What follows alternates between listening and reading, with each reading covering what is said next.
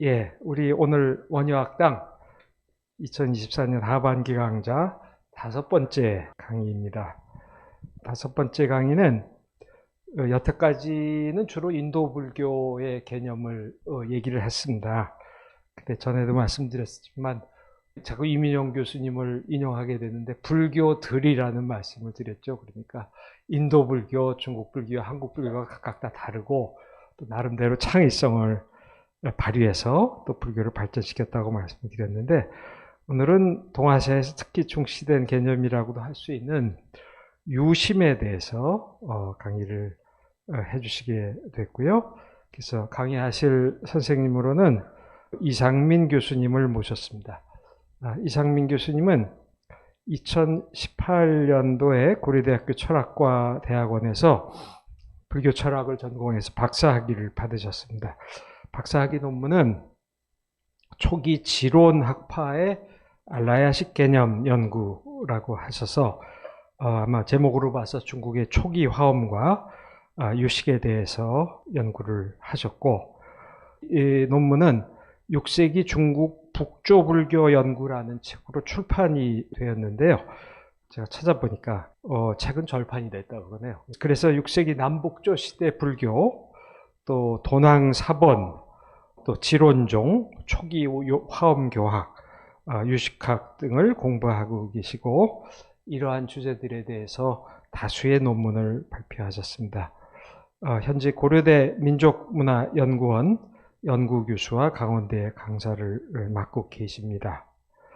자, 그럼 이상민 교수님 모시고 강의 듣도록 하겠습니다. 네, 안녕하세요. 오늘 유심에 대한 강의를 맡게 된 이상민입니다. 반갑습니다.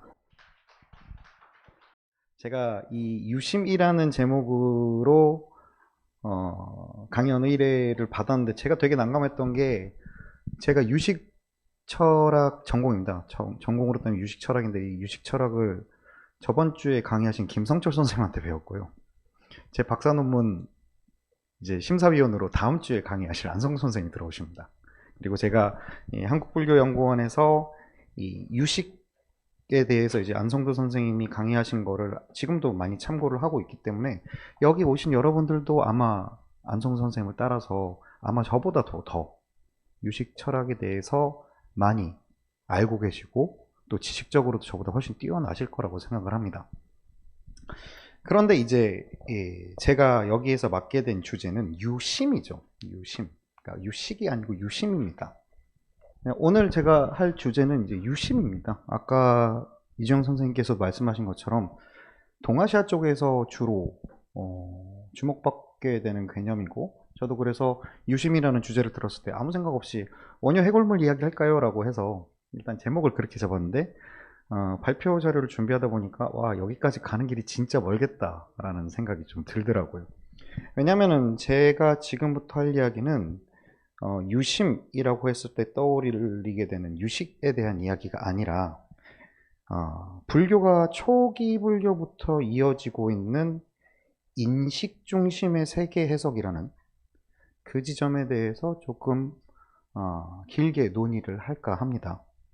그렇기 때문에 오늘 강의는 유식 강의라기보다는 오히려 초기 불교의 인식 중심의 세계관이 어떻게 마음이 세계를 만든다라고 하는 어떤 사유로까지 이어지게 되는 그 과정들에 대해서 조금 설명을 하고자 합니다. 아까 조금 전에 이주영 선생님께서 말씀하신 것처럼 저는 원래 제 전공은 주로 이제 돈황사본을 봅니다. 돈황사본 이제 특히 6세기에서 7세기에 쓰여진 중국인들의 사본들, 중국인들이 썼던 글들을 보고 그 글들의 내용을 파악하고 그 과정에서 우리가 이제 중국 불교 사상사에서 이제 잃어버린 링크들을 연결하는 작업을 하고 있는데요. 그러다 보니까 제일 관심 있는 게 우리가 무엇을 오해하고 있고 무엇을 제대로 알고 있는지를 갈라내는 것을 되게 중요하게 보고 그것을 재미있어 합니다. 그리고 원효의 해골물이라는 그 중에서도 아주 대표적인 사례라고 할 수 있을 겁니다. 불교를 아시는 분들, 심지어는 이제 어린아이들이, 저희 아들 같은 애들이 있는 위인전에도 원효의 해골물 이야기가 나와요. 그러니까 원효 스님께서 당에 입국해서 막 가다가 이제 무덤에서 하룻밤 묵게 되셨는데 목이 말라서 구덩이에 있는 물을 떠마셨는데 되게 달고 시원했다. 그런데 알고 보니까 그 물은 해골이었고 크게 경악해서 이제 구토를 일으키다가 크게 탄식하고 다음과 같이 말씀하셨다고 해요. 마음이 생기니 갖가지 법이 생기고 마음이 생기니 해골이 샘물과 다르지 않다. 큰 스승인 열애께서 삼계는 유심이다 라고 말씀하셨으니 참으로 그러하다 라는 이야기입니다. 이 이야기는 오늘날에는 상식처럼 이야기지만 그 기원을 쭉 따라가다 보면은 가장 최근에 이 이야기를 널리 퍼뜨린 것은 아마도 20세기 초반에 불교 학자셨던 이능화 선생이 쓰신 조선불교 통사에서부터 확장이 된 것 같고, 그 기원을 따지보면 16세기 지월록, 그리고 그보다 더 기원으로는 인간록까지 갑니다. 그런데 이 내용에서 나오는 해골물은 그 전으로 돌아가면 나오지 않습니다. 그러니까 원효가 해골물을 마셨다는 사실 자체가 사실은 후대의 극적인 장치를 위해서 만들어진 일화일 수가 있다는 거죠. 예를 들어서 송고승전, 의상전, 즉 988년에 쓰여진 송고승전에 이와 관련된 일화들이 나오는데 이 일화도 메시지는 비슷합니다. 당나라의 의상 스님과 원효 스님이 같이 길을 떠나려고 했는데 가는 길에 땅굴 속에서 잠을 청했는데 아침에 보니까는 해골이 놓인 무덤이었고, 굳은 날씨 탓에 그곳에서 하룻밤을 또 지내게 됐는데 첫날에는 그렇게 행복하게 지냈는데 둘째 날에는 막 귀신 나오고 난리가 났다는 거예요. 그거를 보고 이제 마음이 생기니 갖가지 법이 생기고 마음이 사라지니 땅굴과 무덤이 둘이 아님을 알겠다. 또 삼계가 유심이고 만법이 유식이라 마음법에 법이 없는데 어찌 불법을 따로 구하겠는가 라고 하면서 나는 당에 들어가지 않겠다 라고 선언을 했다고 합니다. 자, 이제 여기까지 오게 되면은 과연 원효 스님이 어떠한 큰 깨달음을 얻고 중국으로 들어가지 않았다는 것 또한 역사적 사실일까도 한번 고민을 해보게 되는 지점들이 생기는 거죠. 그런데 이 내용을 모르는 사람, 그러니까 저는 제 전공은 여기까지입니다. 제가 하는 것은 지금 이렇게 널리 알려진 이야기가 사실은 이런 이야기였고 이 내용과 이 내용이 이렇게 달라졌다라는 것을 하는 이야기인데, 사실 이 내용 자체를 일종의 아날로기가 어떤 은유로서 보면은 이 내용이 전해지는 것은 분명합니다. 내가 무언가를 어떻게 인식하느냐에 따라서 그것을 대상으로 해서 내가 이해하고 감각하는 것 또한 달라질 수 있다라고 하는 메시지죠. 근데 사실 그 메시지는 원효의 해골물 일화에서는 조금 약합니다. 그렇지 않으십니까? 해골물은 사실은 요거는 저희 지도 교수님이 하신 말인데, 원효가 해골물을 보았을 때 구토를 했다는 게 이상하다. 왜냐하면 해골물은 실상이잖아요. 원효와 해골물은 실상인데 왜 저렇게 구토를 했을까? 오히려 해골물인 것을 보고 실상은 이렇구나를 알게 돼야 되지 않을까 라고 해서 그 기원을 따져보면은 조금 더 메시지가 분명해지는 거죠. 말하자면은 편하게 지냈던 잠자리가 거기가 사실은 되게 불길한 자리라고 알고 나서는 다음날 잠자리를 청할 때는 그 전날에는 없었던 막 이상한 일들이 자꾸 느껴지고 되게 불편해지는, 말하자면 내가 어떻게 인식하는지에 따라서 같은 공간이 다르게 이해된다라고 하는 아날로기입니다. 그리고 여기에서 변하지 않는 메시지도 있죠. 즉 마음이 생기니 갖가지 법이 생긴다. 삼계는 오직 마음이다 라고 하는 원효 스님의 말씀입니다. 그리고 이 원효 스님의 말씀은 원효 스님이 독자적으로 만들어낸 말이 아니라 이제 심생즉 종종 법생이라는 말은 대승기신론에서 왔고요. 삼계는 오직 마음이다라는 구절은 이제 십지경론이라고 하는 텍스트에서 왔습니다. 특히나 우리가 이제 유심사상이라고 할 때 대표적으로 드는 텍스트가 요 십지경론의 삼계 유심이라는 텍스트죠. 자, 그래서 이번에 강연에서는 아주 초기부터 돌아가서 이 원효 스님의 해골물 설학까지 이어지는 유심사상의 형성 과정에 대해서 조금 이야기를 해볼까 합니다.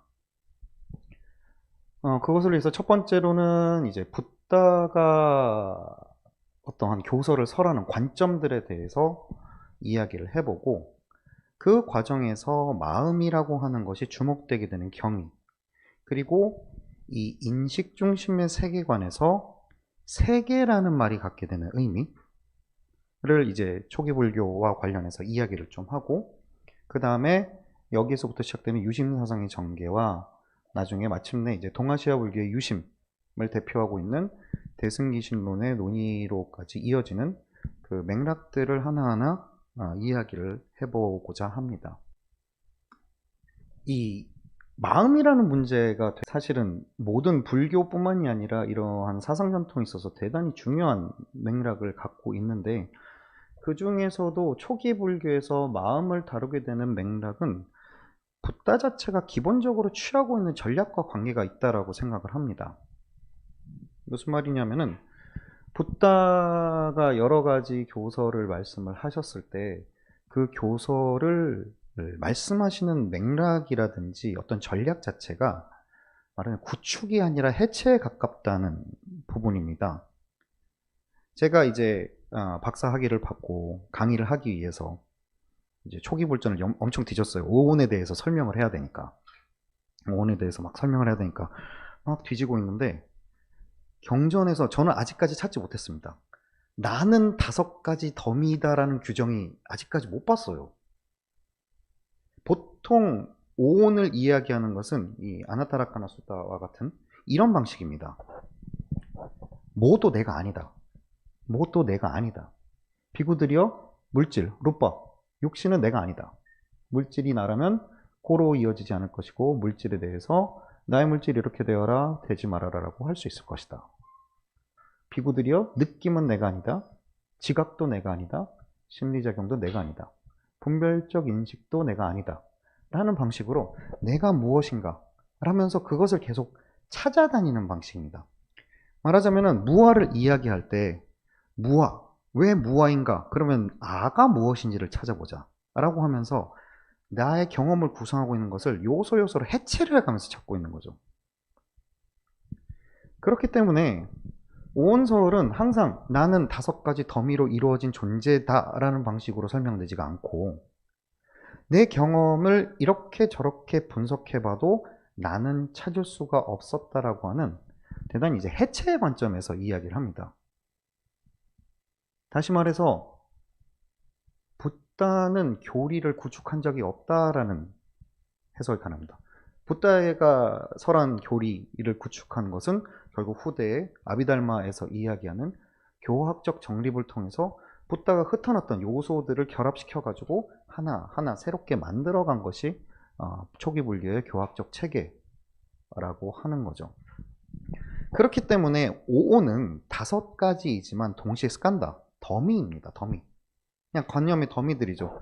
저기 제가 PPT로 그림에 놨던 것처럼 이렇게 5가지로 요소로 구분을 했다고 해서 각각의 요소가 실제한다는 게 아니라는 것은 여러분들도 모두 다 아시고 있을 겁니다.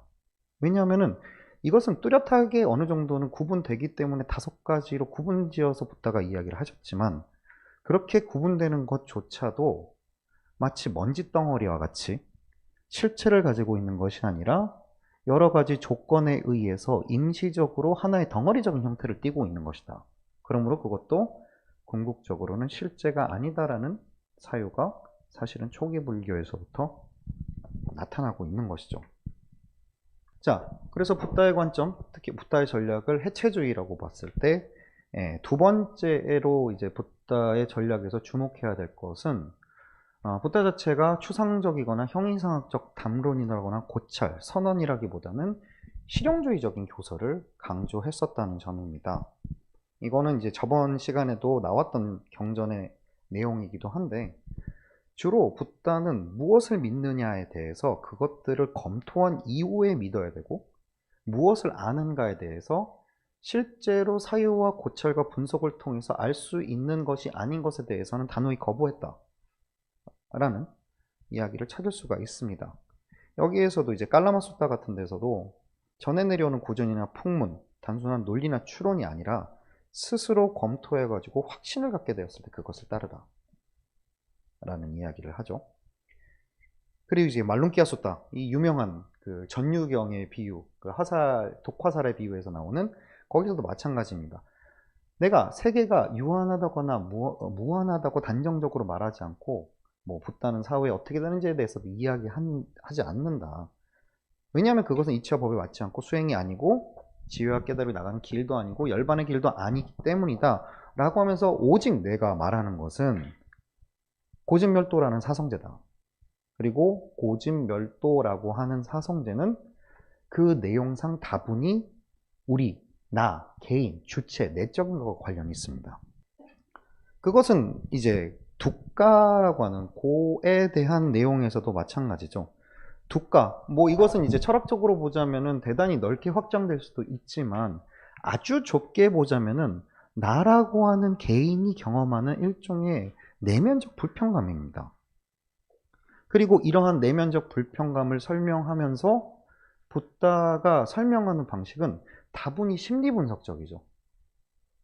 초기 불교에서 논하는 많은 이론들, 경전에서 논하는 많은 이론 중에 오히려 제가 이렇게 주변에 동료들하고 이야기를 하다 보면은 철학을 전공하는 분들보다는 오히려 심리학을 전공하는 분들하고 이야기했을 때 훨씬 더 잘 맞는 경우가 있습니다.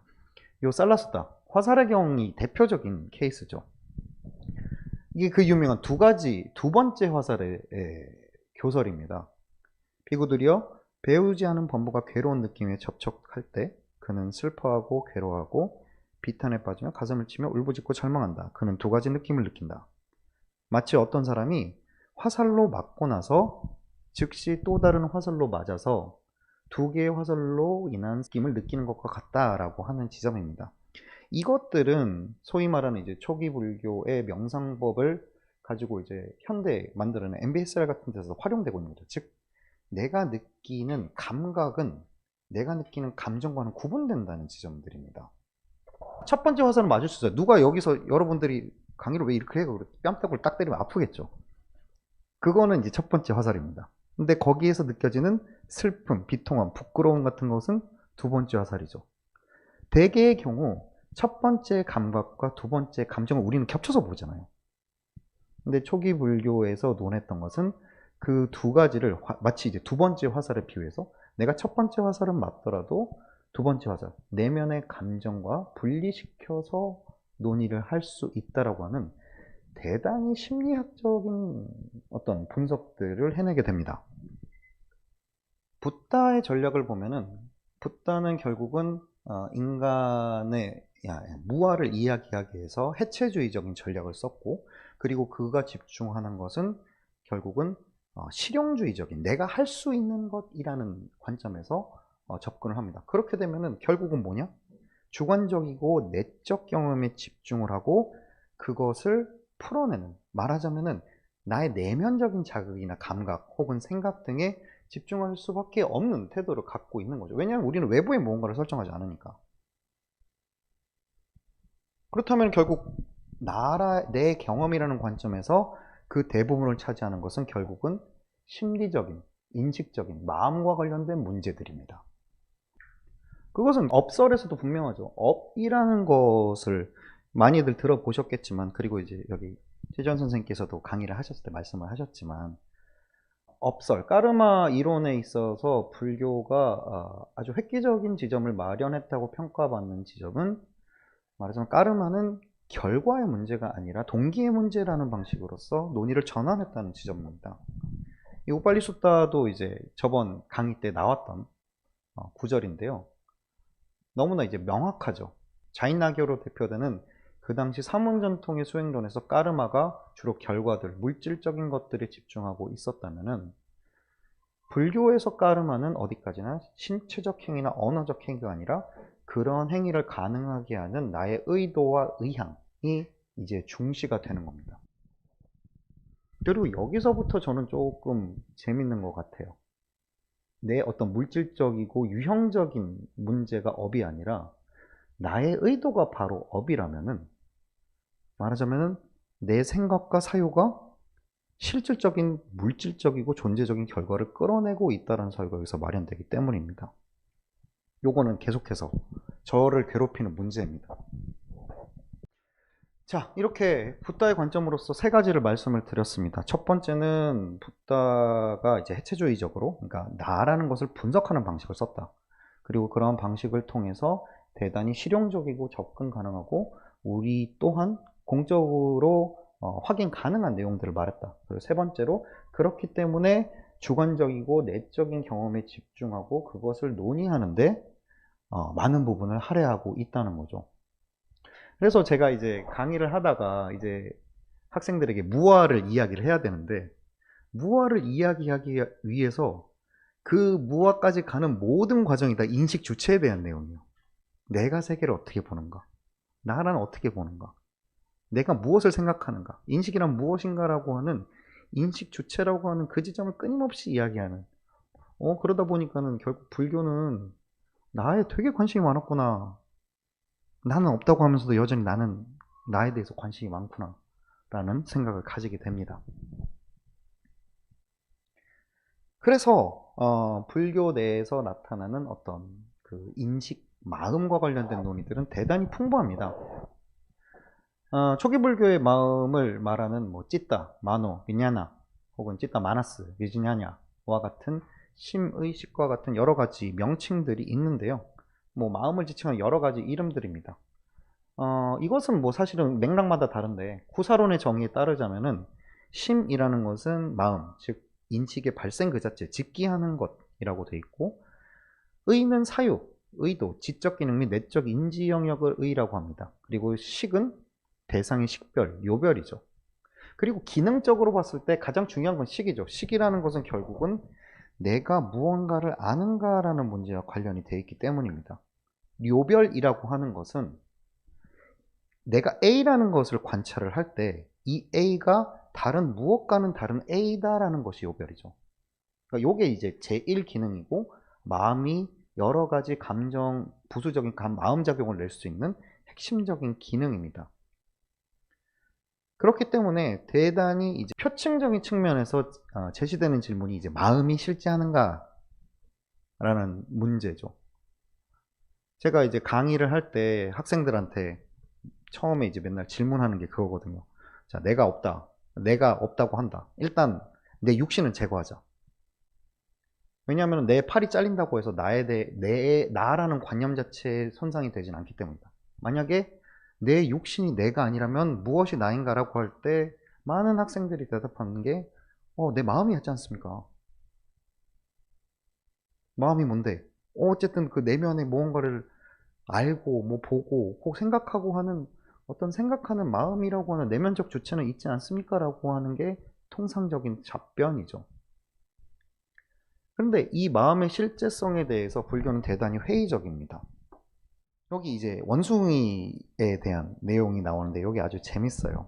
그러니까 여기서 뭐라 그러냐면은 부처님이 배우지 못한 범부는 마음보다는 차라리 물질로 이루어진 이 몸을 자기 자신으로 삼는 게 낫다. 왜냐면은 네 가지 주요 요소로 이루어진 이 몸은 1년, 2년, 3년, 4년, 심지어는 100년 이상까지도 가는 나의 육신은 제가 지금 40대 중반인데요. 어쨌든 나라는 것을 지탱하고 있는 어떤 물질적인 것이 벌써 40년째 유지가 되고 있는데 차라리 이것이 더 지속성을 가지고 있는 것으로 보이지 만약에 나라고 하는 것을 자신으로 여기는 것을 이제 마음이라고 혹은 의식이라고 혹은 지각이라고 하는 이것이 바로 나라고 한다면은 요건 되게 문제라는 거예요. 왜냐하면 이 마음은 하루 종일 밤낮으로 끊임없이 한 가지로 일어나고 다른 것으로 사라지기 때문이다. 그것은 숲속을 이동하는 원숭이와 같다. 원숭이처럼 한 가지 가지를 잡고 그것을 놓아버리고 또 다른 가지를 잡고 그 가지를 놓고 다른 가지를 잡는 것처럼 온갖 군데로 날뛰고 있다. 이와 마찬가지로 마음이라고 하고 인식이라고 하고 지각이라고 하는 것은 하루 종일 밤낮으로 한 가지로 일어나고 다른 것으로 사라진다 라고 이야기를 합니다. 여기 계신 선생님들도 다 명상 한 번씩 해보셨죠? 명상 해보시면 느끼시지 않습니까? 지시가 간단해요. 지금 뭐 호흡에 집중하세요. 호흡에 집중해서 눈을 감고 호흡을 세세요. 이거 처음부터 잘 되시는 분은 아무도 없으셨을걸요? 저는 처음에 수십 건을 했을 때 7번 셌습니다. 7번. 하루 종일에도 7번을 못 넘기고 다른 생각을 해요. 하나, 둘, 셋, 배고파. 집에 언제 가지? 왜 이렇게 더워? 등이 가렵다. 온갖 가지 마음들이 계속해서 그러니까 마음이라는 게 이렇게 보면은 하나라기보다는 여러 가지라고 보는 게 훨씬 더 자연스럽습니다. 진짜 어디로 튈지를 모르는, 계속해서 뛰어다니기 때문이죠. 그리고 실제로 불교에서 말하는 인식이라는 것은 대단히 조건적입니다. 마음이 선행하지 않는다고 이야기를 하죠. 마음이 선행하지 않고 마음은 발생해요. 무엇을 조건으로? 예를 들어서 내 눈이 무언가를 본다라고 하는 인식은 내 눈과 그리고 그 눈의 대상인 색을 조건으로 발생을 합니다. 이 세 가지가 부딪힘이 바로 스파르샤, 접촉이다. 접촉을 느낌으로, 조건으로 느낌이 있고, 느끼는 그것을 그는 지각한다. 지각하는 그것을 생각하고 망상하고, 망상하는 그런 이유로 사람에게 지각, 관념이 생겨나고 그 사람에게 과거, 현재, 미래에 걸쳐 눈으로 의식되는 물질 현상에 대해 망상에 오염된 지각과 관념이 생겨난다라고 하는 아주 유명한 구절들입니다. 그렇기 때문에 우리가 마음의 주요 기능이라고 말하는 비냐냐, 어떤 요별작용은 순간순간으로 나의 감각 기능과 감각 대상이 결합할 때 생긴다. 그렇기 때문에 이것은 쭉 계속해서 존재하는 실제라기보다는 대단히 순간적으로 발생하는 무언가다. 밑에는 분명히 그 이야기를 합니다. 사띠라는 제자에게 말을 해요. 식이란 뭐냐 그랬더니 사띠가 다음과 같이 세존이시여, 식이란 말하고 느끼며 여기저기 선악과 악업을 짓고 그 과보를 받는 것입니다. 말하자면 마음을 실체화시켜서 말하자면 인식의 주체이자 나의 주체가 되는 거죠. 나라고 하는 주체가 있기 때문에 내가 업보를 받고 내가 업보를 지을 수 있는 거 아니냐. 그 정체는 바로 식이다라고 이야기를 할 때 부탁께서 말씀하십니다. 사띠야, 내가 언제 그렇게 가르쳤냐? 난 그렇게 가르쳐 준 게 없다. 나는 다음과 같이 말한다. 식은 조건을 말미암아 생긴다. 식은 조건이 있으면 생기고 조건이 없으면 사라진다. 식은 조건을 따라 생기는데 그 조건이란 눈이 색을 조건으로 해서 생기는 것을 말하며 식이 생긴 뒤에 안식이라고 말한다. 라는 것입니다. 말하자면 마음은 인식에 앞서서 선행하는 것이 아니라 내가 무언가를 보고자 할 때, 내가 무언가를 파악하고자 할 때, 내가 무언가를 사유하고자 할 때에야 비로소 생기는 것이지, 그것을 관통하는 일관된 마음은 없다라는 게 초기 불교의 입장이고, 어쩌면은 불교 전체를 관통하는 입장이기도 하죠. 문제는 그 다음입니다. 지금 말씀드린 것처럼 마음은 불안정하고 항상 변화하고 심지어 어떤 조건에 의해서 그때 일어났다가 그때 사라지는 것인데, 문제는 이게 모든 것을 지배해요. 마음의 주제성이라고 합니다. 이것은 법구경에서부터 등장하는 내용입니다.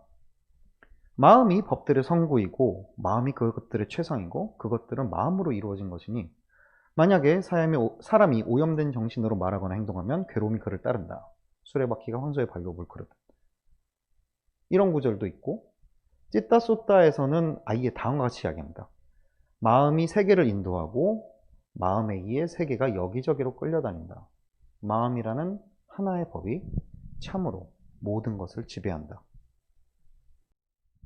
그렇기 때문에 초기 불교에서 마음은 감관의 대상 결합이 일어나는 순간적 인식이지만 이 안에서는 여러 가지 속성들이 있습니다. 특히 마음의 불안정성, 즉 마음은 순간마다 일어났다가 사라진다 라고 하는 지점들, 그리고 마음의 조건성들, 마음은 감관과 대상을 조건으로 일어난다라고 하는 조건성, 그리고 세 번째는 그럼에도 불구하고 마음의 주제성, 인간의 경험을 주제하는 것은 마음이다 라고 하는 지점이죠. 결국 우리를 괴롭게 하는 건 무엇이냐?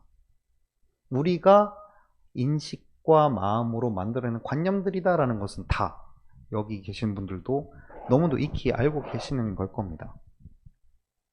마음은 조건적으로 일어나는 것은 실제하지 않지만 인간의 내적 경험을 주제하는 주체 역할을 한다는 점에서 초기 불교에서부터 지금 제가 말씀드리고자 하는 유심이라는 문제, 오직 마음뿐이라는 문제는 조금 다른 맥락에서 끊임없이 작동하고 있었다라고 볼 수가 있다는 거죠. 그것을 가장 잘 드러내 보여주는 게 저는 세계라는 말이라고 생각합니다. 세계. 숫다니파타에 다음과 같은 구절이 있어요. 세계는 여섯의 감각 영역 속에서 생겨나며 여섯의 감각 영역 속에서 알려진다. 실로 세계는 여섯의 감각 영역 속에서 발생하며 여섯의 감각 영역 속에서 사라진다. 사바숫다, 사르바라는 의미입니다. 무엇이 모든 것이냐? 모든 것이라는 거 무엇이냐? 그저 눈과 형상, 귀와 소리, 코와 향기, 혀와 맛, 몸과 촉감, 사유와 법이다. 이것들을 모든 것이라고 한다. 비고들이요. 어떠니까 나는 이러한 모든 것을 부정하고 다른 모든 것을 주장하겠다고 한다면 그러한 주장의 정확한 근거가 무엇인지 물었을 때 그는 설명할 수 없고 나아가 비통해할 것이다. 왜인가? 그것은 논의할 수 없는 범위 너머의 것이기 때문이다 라는 구절입니다. 저는 이 두 번째 구절을 대단히 좋아합니다. 제가 처음에 붓다가 해체주의적인 관점을 갖고 있었고 실용적이라는 관점을 갖고 있었다고 할 때 요 두 번째 사바숫다는 그 모두에 해당합니다. 결국 불교는 형이상학적인 실제라든지 내 감관이나 인식을 넘어서 무언가의 실제는 인정하지 않는다.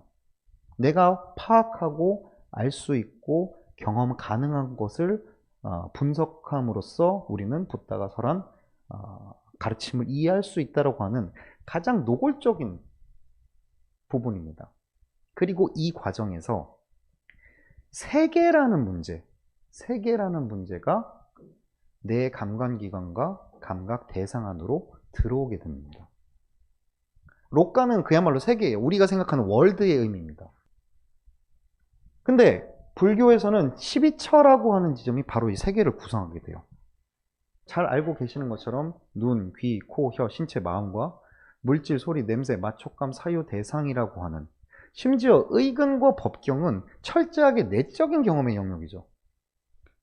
눈이 뭐 색깔을 본다는 것은 외부에 있는 형체를 본다고 이해할 수도 있고 소리라는 것은 밖에서부터 들려온다고 이야기를 할 수도 있는데 내 마음이 내 사유 대상을 인식 대상으로 하는 것. 말하자면 내가 과거를 기억하거나 뭔가를 고민하고 있거나 내일 일을 생각하거나 이런 부분 또한 세계라는 겁니다. 그리고 이 세계를 통해서 만들어지는 인식이 바로 내가 되죠. 그렇기 때문에 불교가 갖고 있는 저는 가장 큰 특징 중에 하나가 인식이라는 부분과 존재라는 부분을 나눠서 보지 않는다는 지점에 있다고 생각합니다. 육경이라는 말을 보고 육근이라는 말을 봐도 분명히 그렇습니다. 육근이라는 것은 이거는 제가 이것도 인용문을 넣으려다가 PPT가 너무 길어서 못 넣었는데 육근이라는 것은 내가 갖고 있는 감각 기관들이죠. 근데 지금 제가 물리적으로 달고 있는 안구가 육근이냐? 아니라고 보는 겁니다. 육근은 언제 인들이야? 근이라고 할 수 있는가? 내가 무언가를 볼 때 근이 돼요. 감각 기능을 기능대로 하고 있을 때 그것을 근이라고 합니다. 육경은 무엇이냐? 내가 보고 있지 않은 것을 경이라고 하지 않아요. 내가 무언가 눈으로 보고 그것이 포착되었을 때 그것이 경이 됩니다. 무언가를 반연할 때, 그것을 인식 대상으로 삼았을 때에 그것이 경이 된다는 거죠. 이건 되게 중요한 이야기입니다. 외부 대상은 그냥 대상으로서 존재하는 거지 내가 눈으로 보지 않는다면 그것은 경이 아니라는 거죠. 거꾸로 말하면은 내가 감각 기능으로 포착한 것만 세계가 된다는 거예요. 즉 세계는 내 인식 활동의 토대라고 하는 12처로 해체되고 이 세계는 나의 인식 활동의 토대를 벗어나서 록가라고 부를 수 있는 게 없다라고 이야기를 하는 겁니다. 이 사바숫다가 분명히 그런 부분이죠. 내 12처에 잡히지 않는 무언가가 존재한다고 한다면 그거는 거짓말이라는 거죠. 그리고 한 단계 더 나가면은 세계가 곧 나의 인식 활동의 토대 그 자체이다. 다시 말해서 세계가 곧 마음이다 라고까지 나아갈 수 있을까? 라는 부분입니다. 되게 이 세계라고 했을 때 주관세계와 객관세계를 나누어서 이야기를 할 수가 있습니다. 주관세계는 뭐냐면은 내가 인식하는 세계죠. 내가 인식해서 제가 머릿속으로 만들어낸 세계이기도 합니다. 내 경험과 인식, 사유, 지식으로 인해서 파악되어진 세계죠. 파악되어진 세계. 그리고 그것과는 관계없이 나의 경험과 인식이나 사유와는 관계없이 외부에 실제하는 세계를 상정할 수가 있습니다. 그리고 불교는 이 객관세계와 주관세계가 중첩되어 있어요. 더 정확하게 말하자면은 우리가 파악할 수 있는 주관세계 외부에 있는 객관세계는 상정만 가능할 뿐 파악할 수가 없다라고 이야기를 할 수도 있습니다. 저는 이게 되게 저한테는 되게 좋은 이야기였어요. 제가 처음에 철학과에 들어올 때 연애를 하고 있었는데 여자친구가 제 말을 너무 못 알아들어가지고 왜 쟤는 내 말을 이렇게 못 알아들을까? 맨날 싸웠거든요. 한 이틀에 한 번꼴로 싸웠는데 제가 이 이야기를 듣고 아 그래 얘랑 나랑 세계가 다르구나. 어쩜 우리는 세계에 대해서 규정을 잘못하고 있을 수 있겠다. 우리는 세계를 뭐라고 보나요? 그러니까 세계라고 했을 때 어떤 객관 세계라고 했을 때 내 경험 바깥에 무언가가 있다고 우리 모두가 그렇게 생각을 하고 있죠. 그러면 내 경험 바깥의 세계를 구성하고 있는 전체로서의 세계가 있을까? 전체로서의 세계. 그러니까 내 경험을 떠나서 모든 것들을 다 말하자면은 많이 이제 반론을 하는 게 뭡니까? 과학적인 관찰이 가능한 세계죠. 뭘 잴 수 있고 물리학이나 혹은 여러 가지 이공계적 지식을 동원해서 잴 수 있는 세계들이 있습니다. 물질적인 세계들. 잴 수 있고 측정할 수 있고 그렇기 때문에 객관적이고 과학적으로 입증할 수 있는 세계들. 그런 세계가 있는데 왜 객관 세계가 전체로서의 세계가 없다고 하냐? 그러면 이 거꾸로 이렇게 물을 수가 있는 거예요. 그 과학적으로 측량된 세계는 내 경험 세계를 전부 설명할 수 있는가? 과학적으로 측정되는 세계로 구성되는 또 하나의 과학적 세계가 있습니다. 그것들이 모든 걸 설명해 주지 못해요. 제가 제 경험으로서 재구성해내는 세계가 있어요. 그것도 하나의 세계를 구성하지만 그리고 그 과학적 세계가 일부분 중첩될 수는 있지만 그것을 합친다고 해서 전체가 되진 않아요. 예를 들어서 사회과학적인 세계가 있을 수 있습니다.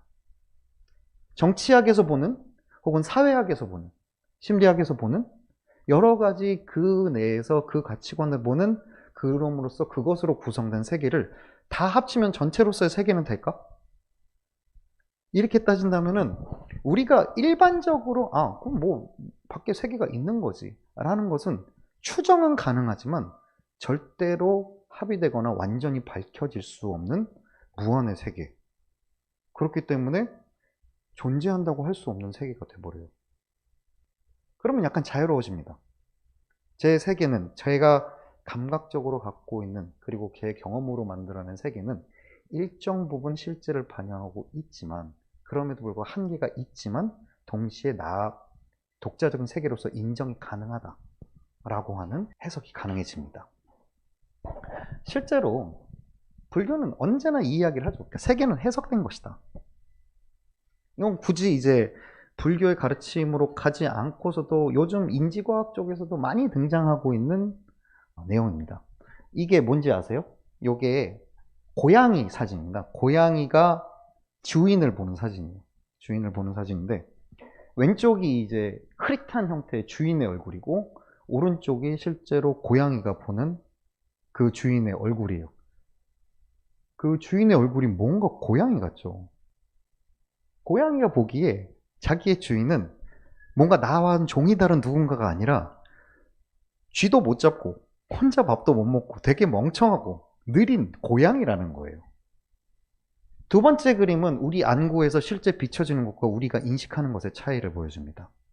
이게 실제로 우리가 망막에 어떠한 영상이 비칠 때 그걸 객관적으로 이제 필름밍을 해서 보면은 그 안에는 핏줄이라든지 뭐 망막에 있는 어떤 무늬들이 이렇게 다 보여요. 근데 실제로 우리가 보는 그림은 오른쪽이죠. 말하자면 뇌에서 스캔을 거치는 겁니다. 필터링을 해주는 거죠. 필터링을 함으로써 나무를 보게 됩니다. 밖에 나온 객관적인 사물을 본다라고 하는 이 사건이 사실은 이미 뇌에서 여러 가지 프로그래밍과 필터링을 거친 다음에 주어지고 있다라고 하는 그런 결론으로 나아가게 되는 거죠. 자, 여기까지 오면은 이제 대충 제가 무슨 말을 하고자 하는지는 눈치를 채셨을 겁니다. 그러니까 초기 불교에서부터 인간의 사유가 보여주고 있는 어떤 착각들, 허상들, 본질적인 착각들과 허상들, 그 부분에 대한 이야기들을 했었고, 세계라는 것은 나의 감관기관과 감관대상이라고 하는 것을 벗어날 수 없다라고 하는 타분히 주관주의 그리고 인식중심주의적인 세계관을 펼치고 있습니다. 근데 여기에서 딱 문제가 생겨요. 그러면 불교는 일종의 구상주의인가? 구성주의. 그러니까 말하자면 외부는 아무것도 없어. 아무것도 없고 뭔가 내 경험만으로서 마치 통 속의 내처럼 통 속에 뇌를 주고 막 자극을 해가지고 세계는 아무것도 없는데 내 머릿속에 떠오른 것만으로도 관념을 내놓고 있고, 그렇기 때문에 객관적인 법도 없고 객관적인 실제도 없고 이 세계는 아무것도 허무하고, 이런 종류의 인식인가? 그건 아니라는 거죠. 그건 분명히 아니죠. 그거는 그리고 바보 같은 짓이죠. 아마 여러분들이 보고 있는 영상이 뇌 스캔을 한 영상이라는 것은 여러분들도 다, 여기 계신 선생님들 다 인정하실 수 있을 겁니다.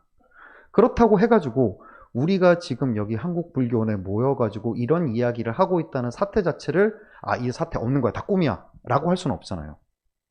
초기 불교는 유심을 이야기하지 않습니다. 왜일까요?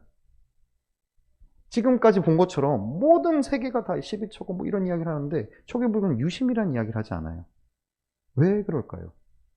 왜냐하면 초기 불교에서 유심은 인식 중심의 이런 논의를 했던 것은 인간이라는 존재가 알고 있고 관념화 시킨 것 자체가 사실은 잘못된 걸 수도 있다라는 반성에서 시작하기 때문입니다. 이건 되게 중요한 문제입니다. 유심이 진리가 아니라 우리는 모두 내 식대로 본다, 내 습대로 본다라는 것을 인정을 하자는 거예요.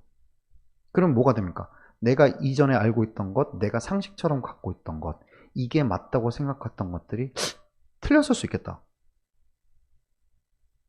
틀렸을 수 있겠다.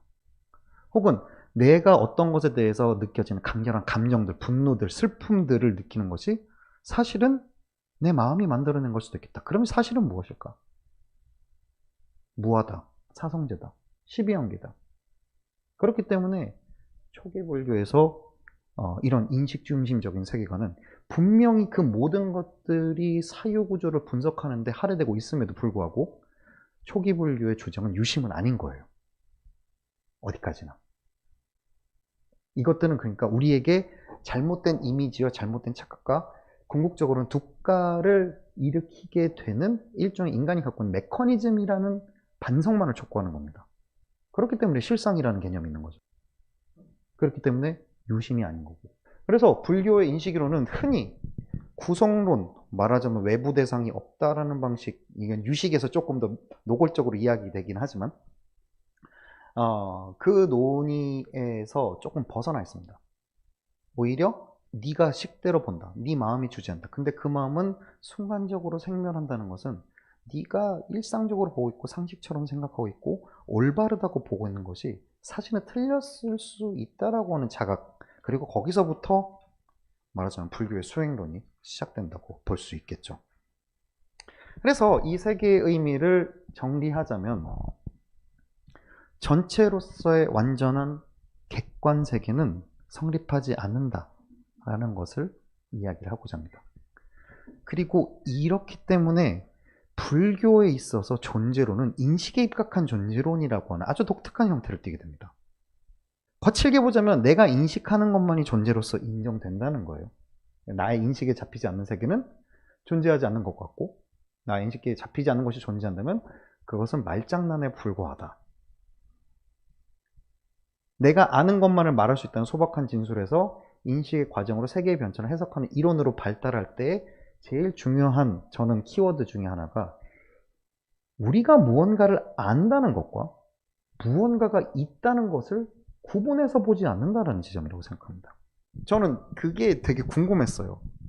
어떻게 열반을 하면 윤회를 벗어나지? 제가 이건 오랫동안 갖고 있었던 질문이었습니다. 뭐냐면은 그 열반이라는 것은 기본적으로 경전에 적혀있는데 보면 결국 삼명의 획득과 관련돼 있잖아요. 내가 무언가를 아는 거잖아. 내가 무언가를 안다는 것이 내가 윤회하고 있다는 이 실존을 변화시킬 수 있는가? 말하자면 내가 열심히 운동을 해서 근육을 키우는 법을 안다고 해서 그 방법을 완전히 이해하면 내가 몸짱이 되는가? 이상하잖아요? 왜 어떻게 내가 알고 내가 통찰하는 것이 나의 존재값을 변화시킬까? 라고 했을 때 초기 불교에서부터 내려오는 되게 이게 서양 철학적인 관점인 거죠. 인식과 존재를 자꾸 구분해서 보려는 게. 초기 불교에서부터 내려오는 이 관점에서 내가 아는 것과 내가 인식하는 것과 실제로 무엇이 존재한다라고 하는 것이 그렇게 범주적으로 구분되는 것이 아니고 어쩌면 같을 수 있다라고 하는 통찰. 왜 찰나멸을 이야기를 하는가? 내가 인식이 찰나멸한다면, 내 인식이 찰나찰나에 생멸한다면, 그러면 존재 자체도 찰나찰나에 생멸하는 거 아닌가? 나의 인식이 세상을 다르게 본다면 그것은 존재 자체의 변화를 일으킨 거 아닌가?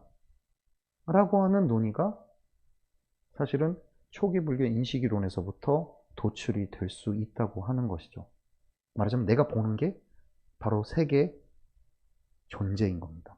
그런 지점이 유심을 이야기할 때, 그리고 어떤 의미에서는 불교의 마음을 이야기할 때 되게 중요한, 그리고 어떤 의미에서 소박한 하나의 이해 방식이라고 생각합니다.